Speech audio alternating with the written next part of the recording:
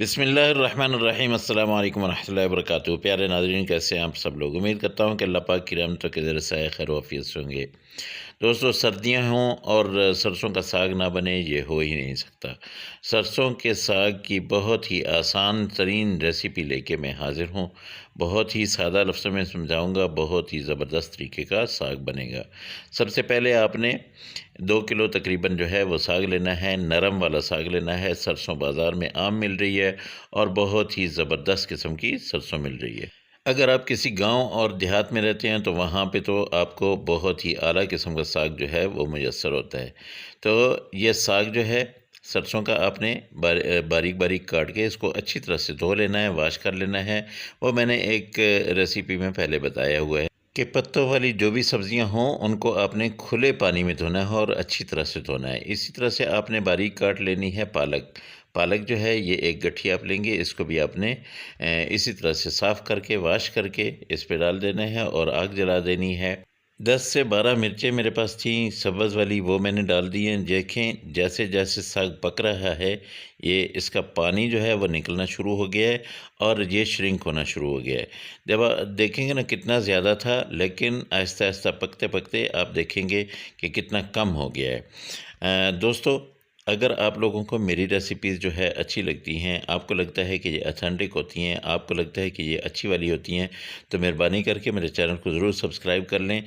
मैंने आप लोगों के लिए बहुत ही आला किस्म की, आला क्वालिटी की वीडियोस जो है वो बना बना के रखी हुई हैं और बिल्कुल ऑथेंटिक तरीके से बनाई हुई हैं। आपको सिर्फ़ एक बार देखने की ज़रूरत है, उसके बाद जो है आप ख़ुद एक शेफ़ बन जाएंगे। अगर आप छोटा मोटा कारोबार करना चाहते हैं, आप ढाबा खोलना चाहते हैं, आप रेस्टोरेंट बनाना चाहते हैं और आपको जो है आइडिया नहीं है, तो आप ये रेसिपीज़ देखें, इंशाल्लाह आपको बहुत फ़ायदा होगा। तो जैसे जैसे ये साग पकता जाएगा ऐसे ऐसे ये नरम ज़्यादा से ज़्यादा होता जाएगा। तो ये देखिए माशाल्लाह अब ये फुल नरम हो चुका है। अब इसको आपने इस स्टेज पे आके, अगर तो आप इसको ग्राइंडर में ग्राइंड करना चाहते हैं तो वो आपकी मर्ज़ी है, लेकिन मैं आपको यही कहूँगा कि आप जो है ये मधिया लें और इसको जो है ऐसे करके ऊपर से ये मैश करना शुरू कर दें। इसको आप जितना घोटेंगे, जितना पकाएंगे, ये अच्छे से अच्छा पकता जाएगा। अच्छा, कुछ लोग इसमें आटा डालते हैं, मैं आटा नहीं डाल रहा हूँ, बस नमक थोड़ा सा मैंने डाला है 1 चम्मच। इसको आपने अच्छी तरह से मिक्स करना है। ये देखिए तकरीबन 1 घंटा लगा और ये देखिए इसका पानी भी खुश्क हो गया और साथ साथ जो है साग जो है कितना मैश हो चुका है। दूसरी तरफ मैं इसका मिसाला बनाता हूँ। मिसाले के लिए सबसे पहले कढ़ाई को चढ़ाया चूल्हे पे और 1 कप जो है इसमें ऑयल डाल दिया है। ऑयल लें, घी लें, जो आपका दिल करे वो आप ले लें। उसके साथ आपने 2 से 3 प्याज जो है दरमियाने साइज़ के ये लेने हैं और छोटे छोटे काट लेने हैं। इसको बारीक काटना है। अब हमने इसको ब्राउन करना है। इसके साथ साथ लहसुन अदरक का पेस्ट लेंगे, लेकिन थोड़ा सा प्याज जो है इनको पका के उसके बाद हम जो है लहसुन अदरक का पेस्ट अच्छी खासी अदरक जो है आपने इसमें डालनी है, क्योंकि साग जो है ये एक बादी चीज़ होता है।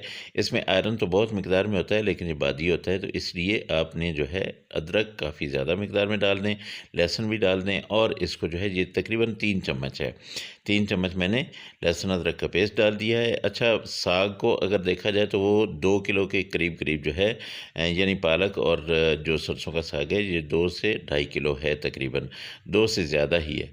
तो उस हिसाब से आपने ये मसाला बनाना है। मिर्चें मैंने सब्ज़ बहुत डाली हैं, लेकिन यहाँ पे कुटी हुई लाल मिर्च जो है ये भी डालूँगा 1 चम्मच और उसके साथ जो है धनिया पाउडर ये 1 चम्मच जाएगा और लाल मिर्च पाउडर जो है ये भी 1 चम्मच डाल देता हूँ और इसके साथ नमक यहाँ पे 1 चम्मच और डाल देता हूँ।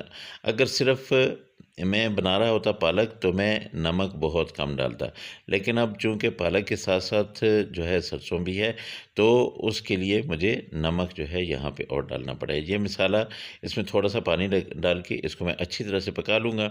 जब आप देखते हैं कि इसमें पानी बिल्कुल ख़त्म हो गया है, तब आपने वो वाला साग उठा के इसमें रखना है, लेकिन इतनी देर में आपने साग का चूल्हा बंद नहीं करना है, उसको पकते रहने देना है, ताकि ये उसका जो है पानी खुश्क होता रहे और आपको ज़्यादा देर जहाँ पे ना लगानी पड़े। अब आपने इसको मिक्स करना फिर शुरू कर देना है, इसको घोटना शुरू कर देना है। बहुत ही आला किस्म का ये साग जो है बिल्कुल रेडी है। मैं आपको डिश आउट करके दिखाता हूँ, लेकिन ऐसे मज़ा नहीं आएगा। इसमें आप मक्खन डालें और या फिर देसी घी डालें, फिर आप देखें कि कितना ज़बरदस्त किस्म का इसकी लुक के साथ साथ जायका भी बहुत ही आला किस्म का आएगा। तो माशाल्लाह अल्हम्दुलिल्लाह, अल्लाह पाक की रहमतें, अल्लाह पाक की नेमतें आप सब लोगों के घरों में बारिश की तरह बरसती रहें। मेरे वो दोस्त जो बीमार हैं, अल्लाह पाक उनको शिफाए कामिला आजिला अता फ़रमाए। जो बेरोज़गार हैं, अल्लाह पाक उनको अच्छा और बेहतर रोज़गार दे। आप दोस्तों से अगली रेसिपी में फिर मुलाकात होगी। मुझे इजाज़त दें। अल्लाह हाफ़िज़। अस्सलामु अलैकुम व रहमतुल्लाहि व बरकातुहू।